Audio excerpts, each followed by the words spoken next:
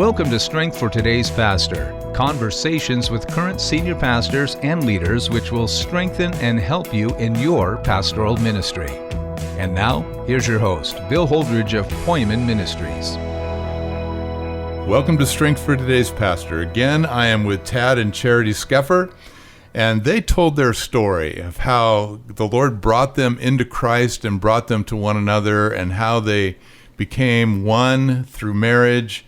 And it was a fascinating story that you can listen to by going back to the previous episode here on Strength for Today's Pastor. And then Tad previously had done a podcast on the subject of coming out of Calvinism, which is a fascinating story, but also with some very important understandings from the Scripture about Reformed theology, but also its biblical response. So that was excellent too. So either one of those are great to refer to in going back into this catalog of the Scheffer Chronicles. So anyway, here we are again, you two. Thanks again for joining me on this episode of Strength for Today's Pastor. Thank you. Yeah, thank you for having us, Bill. You're welcome. And so what we want to do is we want to go into the ministry aspect of your marriage. The Lord decided to bear fruit through you two in the area of serving Him in the kingdom.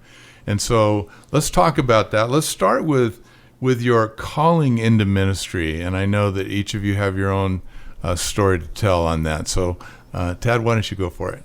Yeah, and some of this may have been shared a little bit in the Coming Out of Calvinism episode, but when the Lord grabbed a hold of me, and it was a fairly dramatic conversion, and my life was so radically changed, and what He'd done in me was so fulfilling and genuine that I knew I wasn't going to be satisfied doing anything else in life other than serving Him.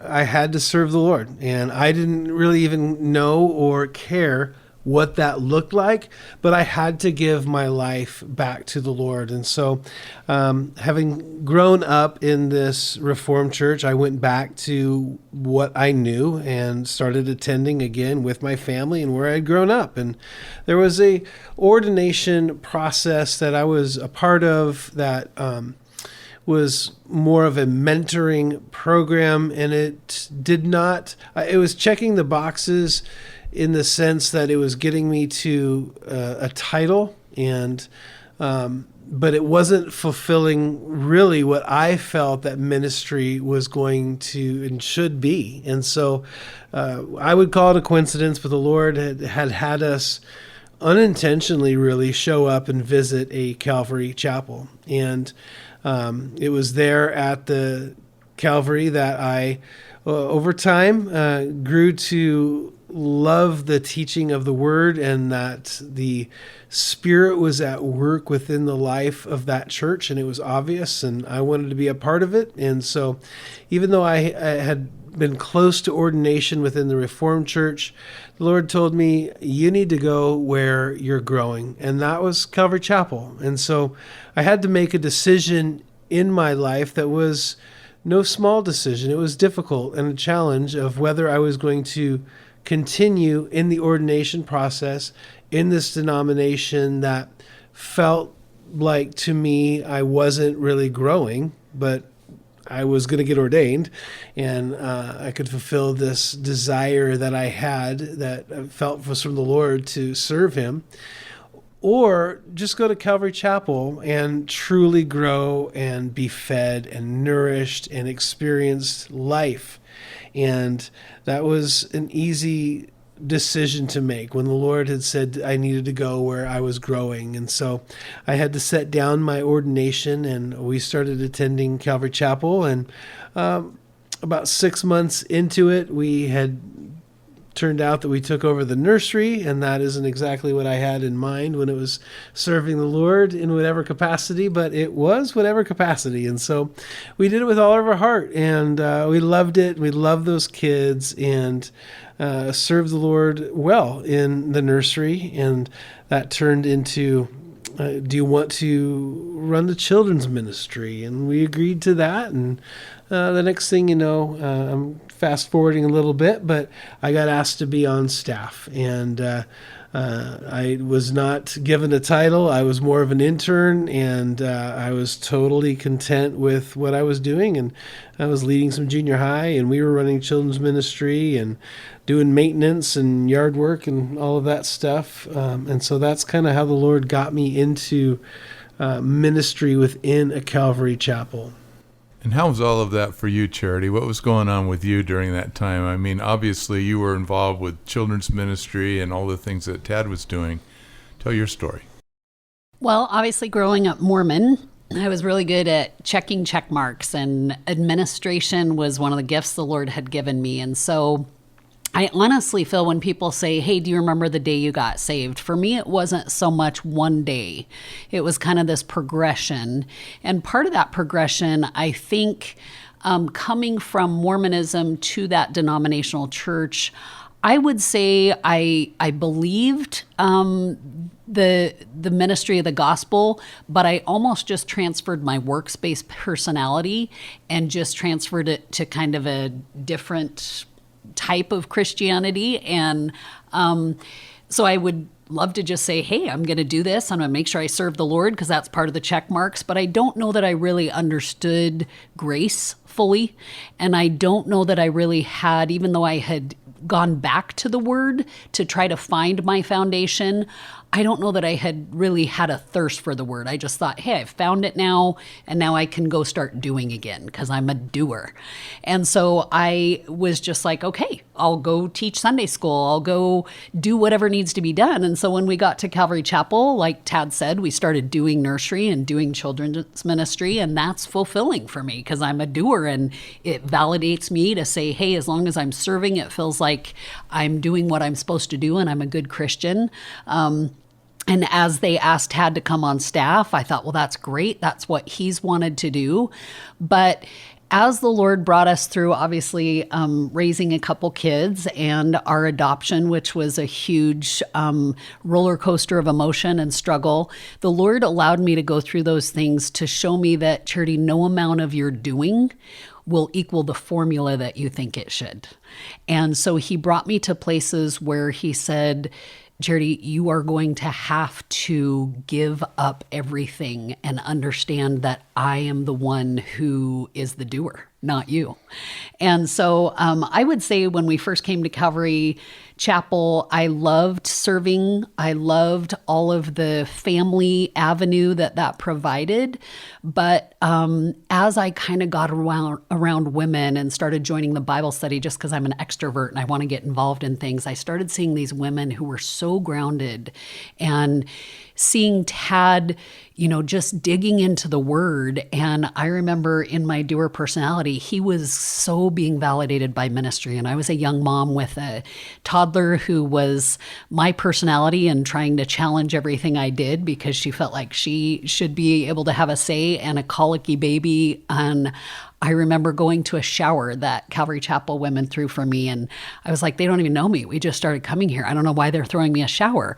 And I remember there was this older woman there who said, can I just hold him while you have the shower? I said, he's going to scream the whole time.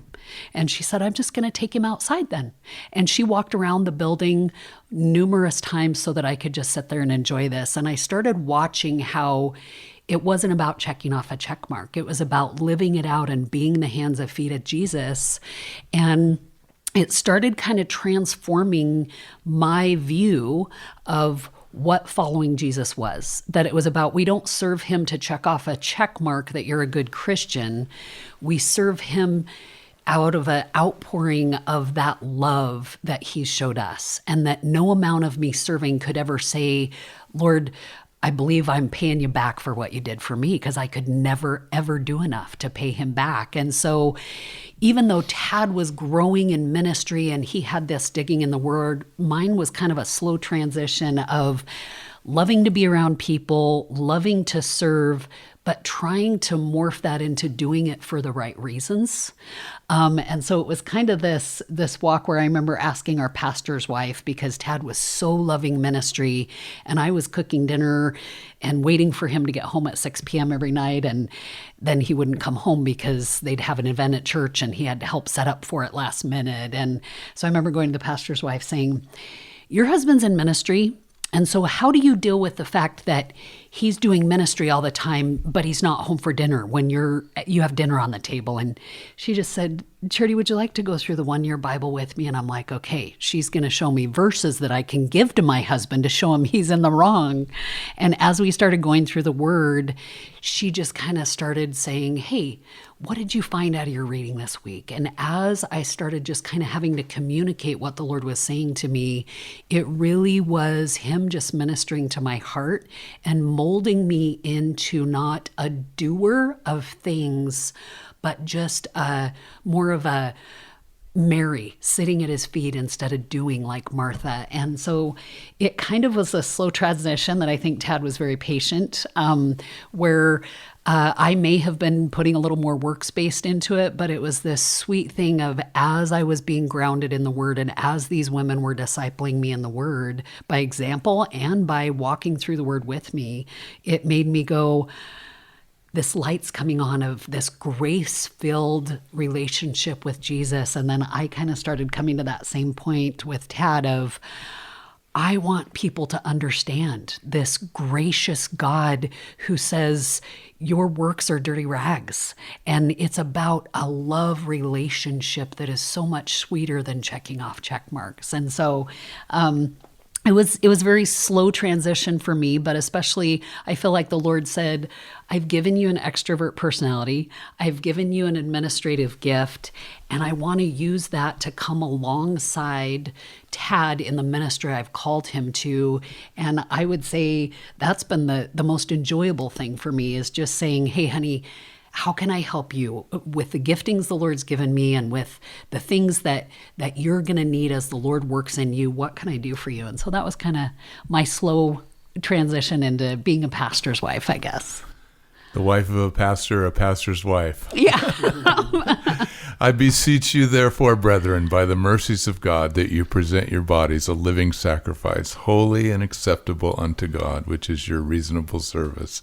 That's what happened to both of you. Mm-hmm. You just were grateful to give your life back and learning the channel of grace to us, and then, reflecting some of that back to him and saying, yes, Lord, here I am, your servant hears, and I will go and do.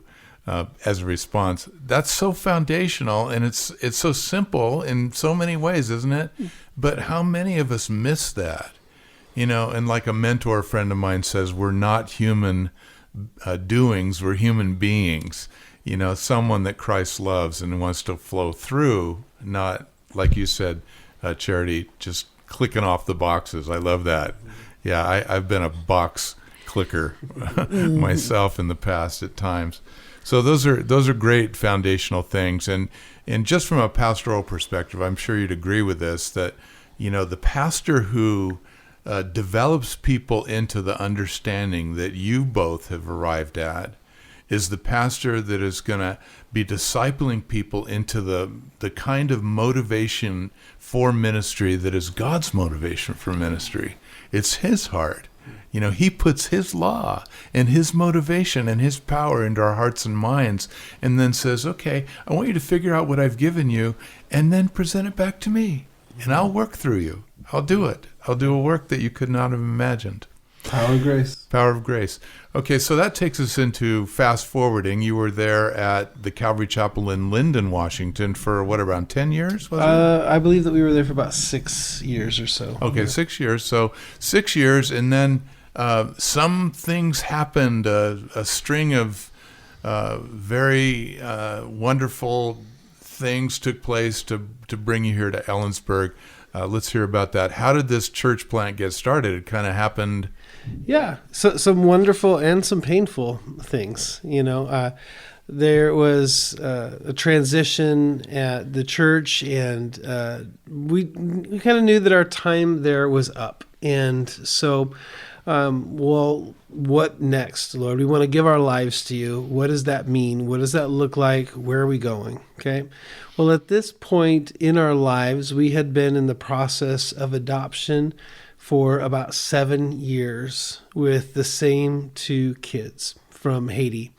And it was, we were told it'd be 6 to 8 months to adopt from Haiti. And here we were 7 years later, and our kids are growing up, 3,500 miles away from us. And we'd been there to visit frequently and often. And so we thought maybe at this point, with the transition in ministry, the kids, when we were in Haiti, were legally ours. And we thought maybe the Lord is pushing us towards being missionaries in Haiti. And so I had also worked at Costco. I'd hung on to my job at Costco while I was on staff at the church. But I quit that and cashed out my 401k. We paid off all of our debt. We rented a house in Haiti.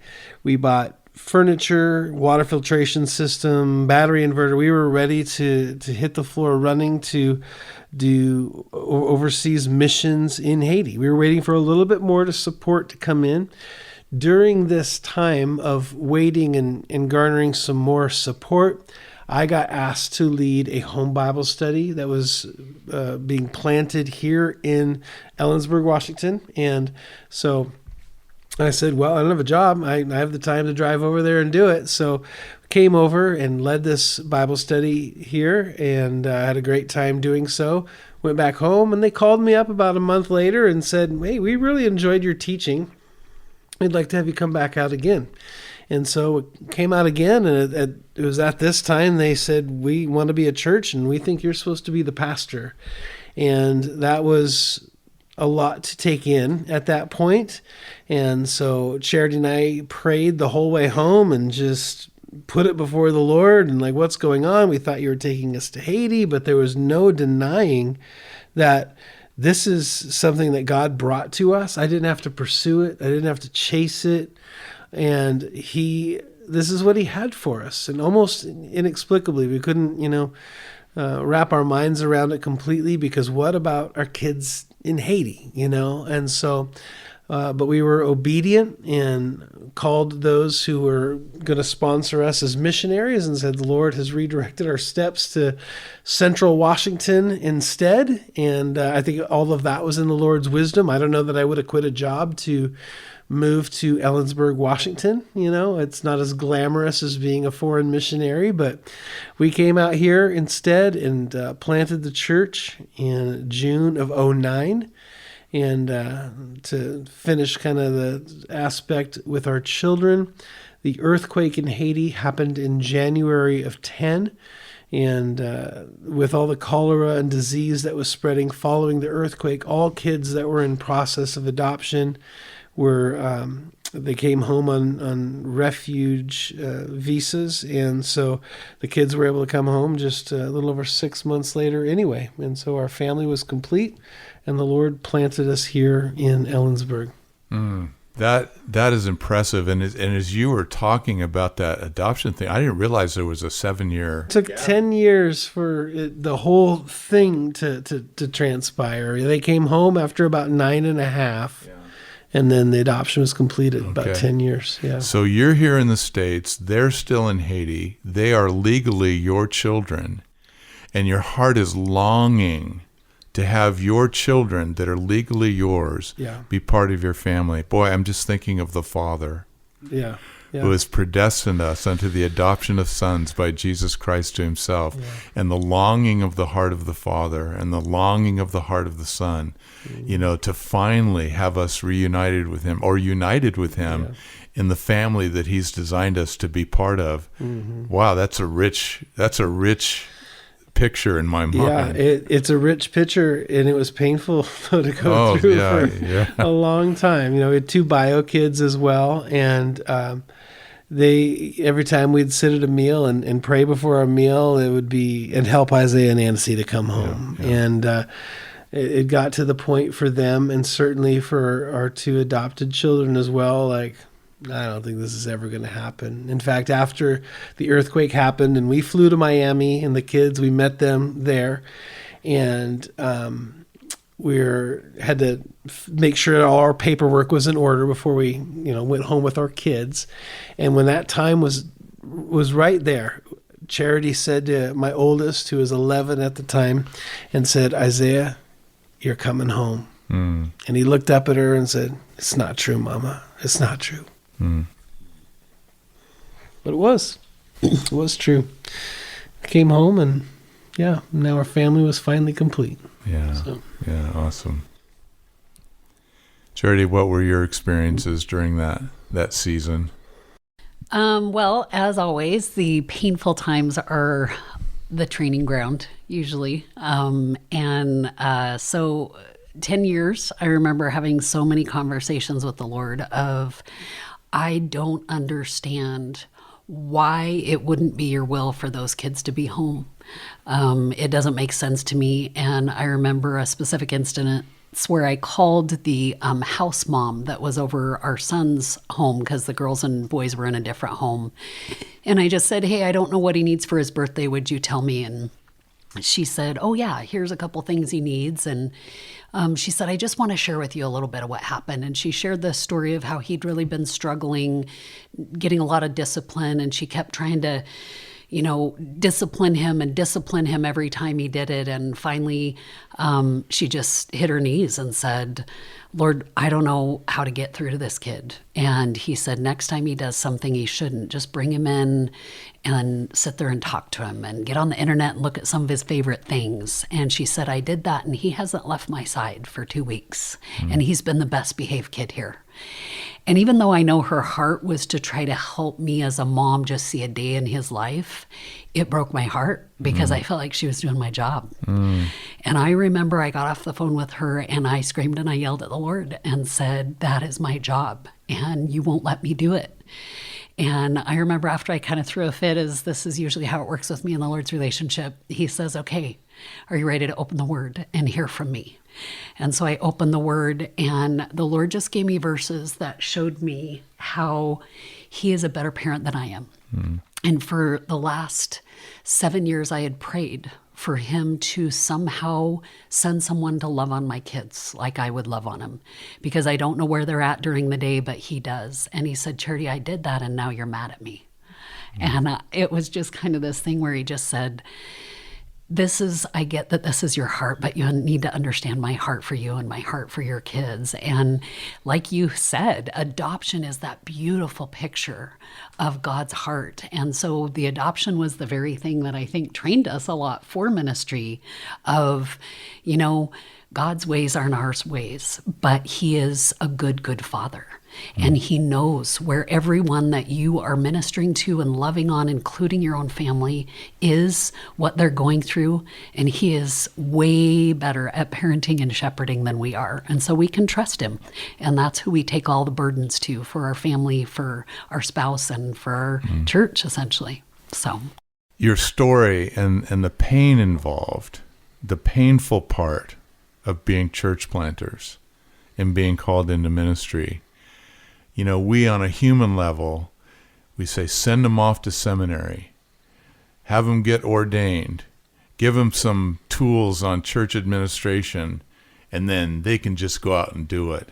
But you're telling the story of the work that the Lord does in us, and the waiting involved, and the pain of waiting, and the pain of expectations, our own human expectations being dashed to the ground, dying to those expectations, learning to submit, and then enduring until finally whatever it is that the Lord has in mind starts to happen. And that's your story, but that's the more realistic story of how the Lord prepares a man, a woman, a couple to do what you guys have been doing here in Ellensburg now since 2009.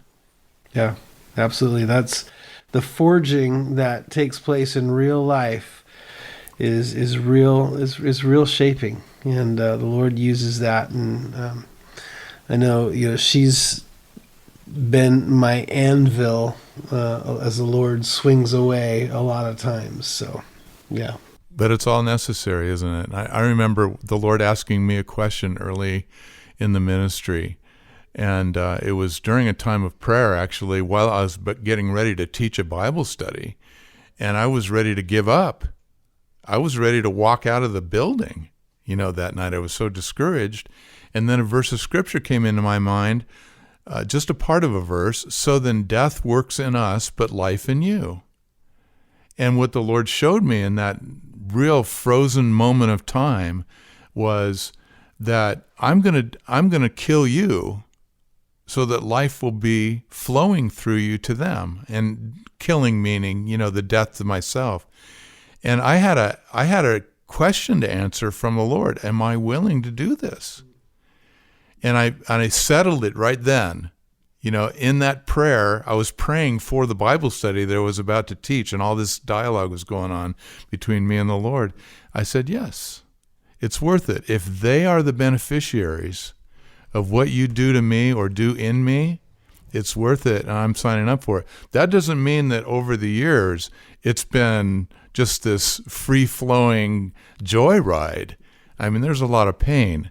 But it's worth it. It's ultimately, and Paul the Apostle put it this way, I consider that the sufferings of this present time are not worthy to be compared with the glories which will be revealed in us. Thanks for sharing that. I mean, that's really great. So now you're in Ellensburg. You planted the church officially, I guess, in June of 2009, and it's been going now for a while, a number of years, and it's been quite a thing. Ellensburg isn't a huge place. It's, you told me 10,000 people basically, and then when the student body comes in, it swells to 20,000 from the local college, and yet your church has continued to be growing over the years and getting larger to where you outgrow this facility and need to get, and you're in that place now. Talk about the process and what's been going on and what's on your heart for the church. Yeah. Well, we had steady growth for very natural, organic, maintainable growth for many years. And over the last 3 years, we have had exponential growth. And the Lord already was doing work in me, and I had already had a connection actually with Poyman. I'll make a plug for Poyman here, and had Pastor Terry McNabb come out and help with just kind of getting my head around some of the administration and leadership tasks of that. But the church is growing and doing well. Like you said, we're looking for a structure, and in a smaller rural community, there just isn't a lot of buildings that fit our need. And so it's been a challenge, it's been a difficulty. I'm holding out that the Lord already knows the end from the beginning, and He's blessed us with the grace of having the joy of discovering where He's already been. And so I'm looking forward to that. It's going to be amazing. I don't know what it is yet, but it's going to be amazing. And when it comes to the ministry that we're a part of, one thing that I'm passionate about right now is we have a fairly young church. There's church planners in our church, and I don't necessarily know who they all are yet, but we're going to discover who those are. And so we want to start a school of ministry, and hopefully we can send some folks out. So that's something I'm pretty excited about coming up. So I want you to unpack that a little bit, Tad, that phrase, the joy of the discovery. Say that phrase again. Well, the Lord knows the end from the beginning. He's already before us. He's already got a spot for us. And this is in all aspects of life, because he is the Alpha and the Omega.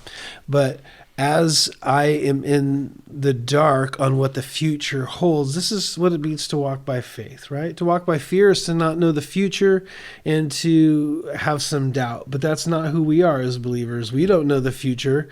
And so we're in the dark about what that is, but our God is not, and He's light. And so He already knows what that is going to be. And so there is definitely a joy of going to what He's already marked out for us. And like you said, having been through some real pain and trials and difficulties in our life, we know that he's always faithful and he's going to take care of us. And so I like to say that the Christian life is very much like a roller coaster. It's got its ups and downs, and it's, it takes you around 360s, but if you stay on the track, and if you trust, the track, and he's going to get you where he wants us to go, and it's a good place to be.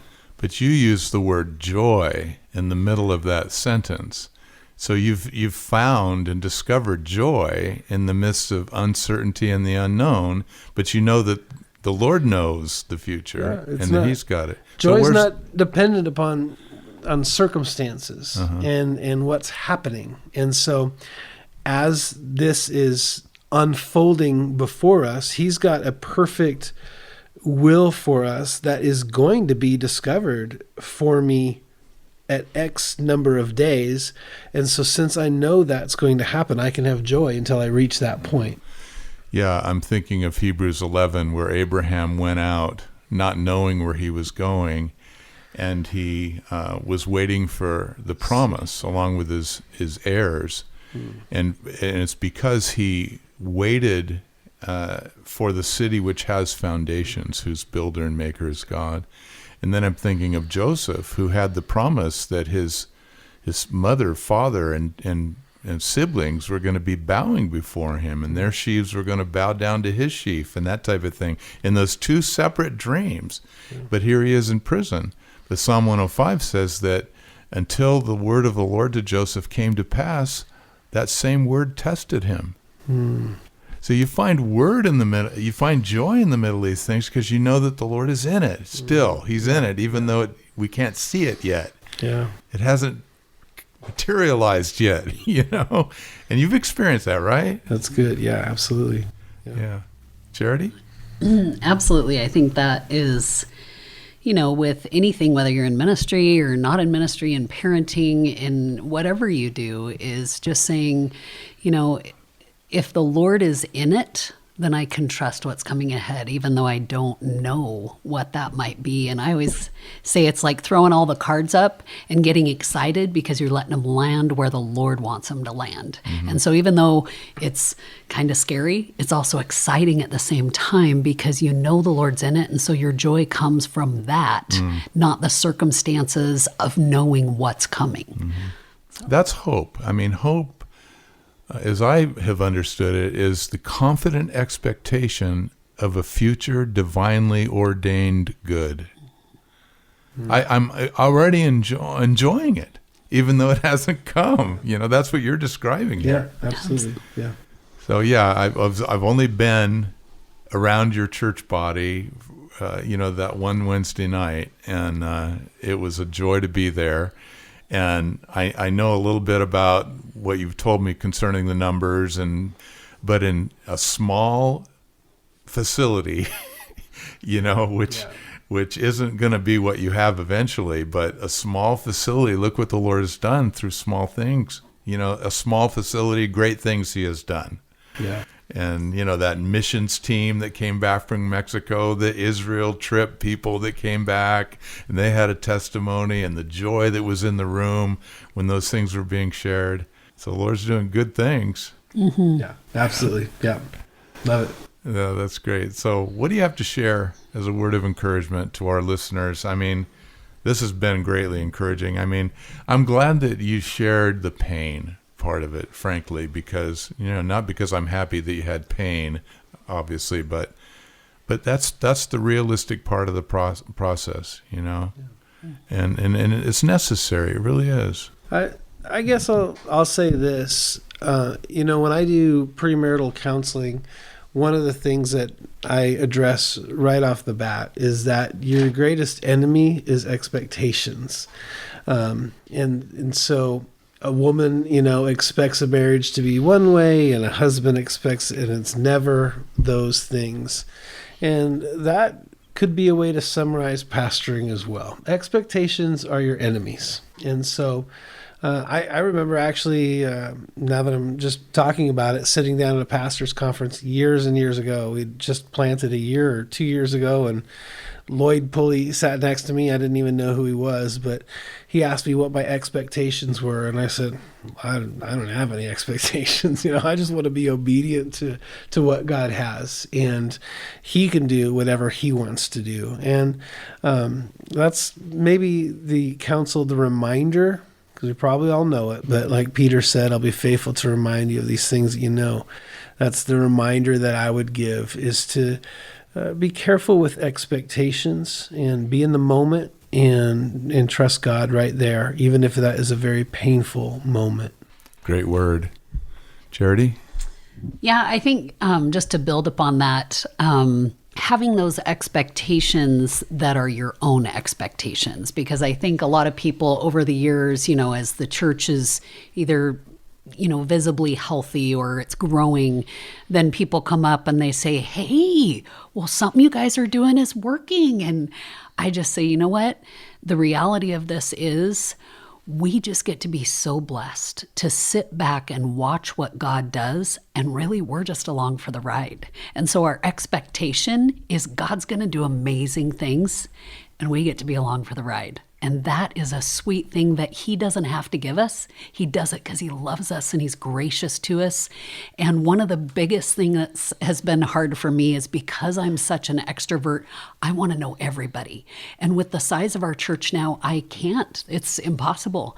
And I remember a couple years ago having a conversation with the Lord saying, God, this is too big. It's unmanageable. Instead of finding the one family that's new this week, it's 20 families. And we can't possibly have all these people over for dinner like I'd like to. And he just said, Charity, I don't need you. I don't need to use you. I can use whoever I want. And so this isn't about you. This is about what I'm doing. And if I want to put it on someone's heart to have somebody over for dinner, I can do that. You don't have to be that person. I just want you to live in what I ask you to do today, filled with my spirit. And I just want you to be okay with whatever that is. And so that's been a huge encouragement to me, that's my expectation. God's going to do something amazing. And if he's gracious enough, he'll allow me to be a part of it. So. Yeah, you both are saying basically the same thing, but in different ways. Live in the moment without expectations. Have expectations, but embrace what God is doing right now in your life. I think that's kind of a summary. I probably botched that a little bit, but anyway, close enough, I guess. Okay, so before we go, and those words of encouragement are so appreciated from you both.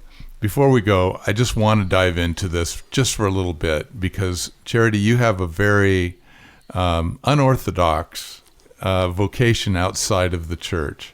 And I'll let you describe it. And then, Tad, you have some insights into that in terms of ministry that I'm sure Charity shares with you, but I'd like you to say that too. So go ahead. Yeah, so I am a funeral director, which this is the walk with the Lord. You never think you will be in places he takes you. But the beautiful thing is for whatever he calls you to, he equips you for. And that is kind of what this vocation has been for me. The church got to a point where with it kind of growing, there were lots of other people who wanted to volunteer and have a part of what the Lord was doing. And so I was trying to step back from the things I usually did to allow them to do that. And at that same time, a friend of ours who owned a funeral home came and said, hey, would you be interested in working here? I'm like, I don't think I want to do that. And as we kind of prayed about it, and Tad said, I feel like, you need something to fill your time because you're a doer and you're administrative. But I also feel like this is a ministry that is an extension of the ministry that we do at Calvary Ellensburg. And so I said, okay, but Lord, I love in my administrative personality to set up a system and run with it. And there's no way you can do that with this job because it's a different situation, a different person, a different whole scenario you're walking into, and there's no way you can prepare for it. And so not only do I meet with families to kind of plan their arrangements, but I actually go into their homes to bring people into our care. And if you're looking for a space where there are some people who are in the most desperate times of their life, walking into their living room when they've lost the person who they love the most is a ministry that I am so blessed that the Lord chooses to allow me to do because there's no textbook for it. Everybody reacts differently. Everybody has different relationships. Every situation is different. It's not all, 90-year-old grandpas who have just kind of slid over into heaven. And so there have been some times where literally in that vehicle going to the scene, I have had to be so desperate for the Lord. And then again, on the way back, having to deal with the situations that I find and trying not to carry that burden on my own. And, just a quick situation, walking into a home where a dad had died of pancreatic cancer and his 13-year-old daughter sitting there. And she's, sharing her heart a little bit with me about how she wants me to make sure I save all of the things that belong to her dad so she can have them. And then a week later, I get a call to the same address. And I think it's some sort of technical error. But as I get to that home, I find it was her mom who had died of a drug overdose a week later. And this 13-year-old girl is the one who found her.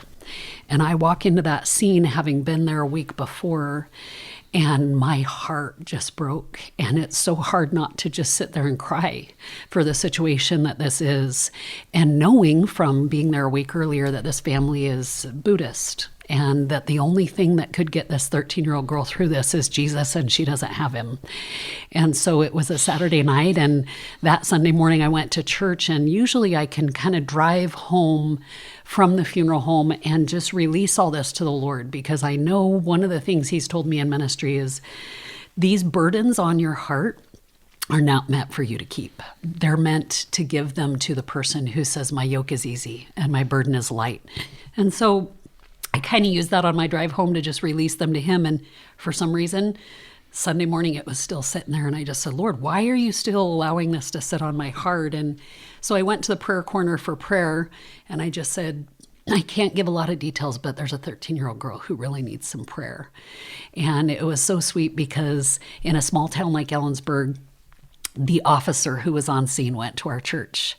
And then right after that service where I had asked for prayer for this 13-year-old girl, a gentleman who goes to our church came up who's the chaplain. And he told me the story of how he was there before I was, and he left before I got there. And he got to tell that little girl about how God is so present and he will meet you in the times you don't know what to do. And he asked if he could pray with her. And she said yes. And the Lord just knew my heart needed to hear that. And then on Monday morning, that the coroner she was going to go visit to try to collect the things was a guy who goes to our church. And so I just feel like the Lord uses his people in whatever avenue he can to just say, will you be my hands and feet? Kind of like we were talking about earlier. Will you be willing to just go and say, you don't know what's going to happen, but your expectation is that I'm going to show up. And he does every day. And there are so many times where I just say, Lord, I don't know why you put me here, but you promised you to quit me for the things that my heart shouldn't be able to handle. And he's so faithful. And that's how I know I'm still supposed to be there. I say the first day that you don't acquit me, I know I'm supposed to be gone. But it has been a beautiful extension of the Lord just using those things he's taught me in ministry, of that it just has to be a filling of his spirit. It can't be anything of me, and extending it out in the community in a different way. So. Beautifully said. Beautifully said. Yeah, I would just add that I had shared with you, Bill, that I don't know what it might be, the context might be in pastors' unique situations and communities, but I know that funeral homes are often, now that I have this inside track and go and help charity and do things that I never thought I would either, that funeral homes are often looking for people to help with the removal from where someone dies. And that would be a great opportunity, almost like a on-call chaplaincy to a degree, and a great way to plug in to find and minister to people who are genuinely hurting, many of whom might never step foot in your church. And this is just an opportunity that for maybe a few hours a month, you could have that as be an option. I know a pastor who, when he went into a community to plant a church, the first thing he decided to do was go to all the funeral homes in that community and say, listen, I know it's hard for you to find pastors that'll come and do services and so on. I just want to make myself completely available to you anytime. And so he that's what he did. And he was doing, in that area of ministry. And like you said, that's where the hurting people are. Yeah. And that's where Jesus goes. Amen. He goes where the hurting people go. Well, thanks for joining me in this episode of Strength for Today's Pastor. You guys, you're a blessing, and the Lord is using your lives to bless a community and a county and a state, and in some ways the nation, and internationally, I'm sure, as well. He's got great things in mind, and he's doing them. Amen. Thank you so much, Bill. Yeah, you're welcome. So Strength for Today's Pastor is hosted by Poiman Ministries. You can find out about Poiman Ministries by going to our website, and the announcer will give you that information at the close of this podcast. But thank you for listening, and may the Lord bless you richly. Strength for Today's Pastor is sponsored by Poiman Ministries. You can find us at poimanministries.com. That's spelled Poimen ministries.com. If something in today's program prompts a question or comment, or if you have a topic idea for a future episode, just shoot us an email at strongerpastors@gmail.com.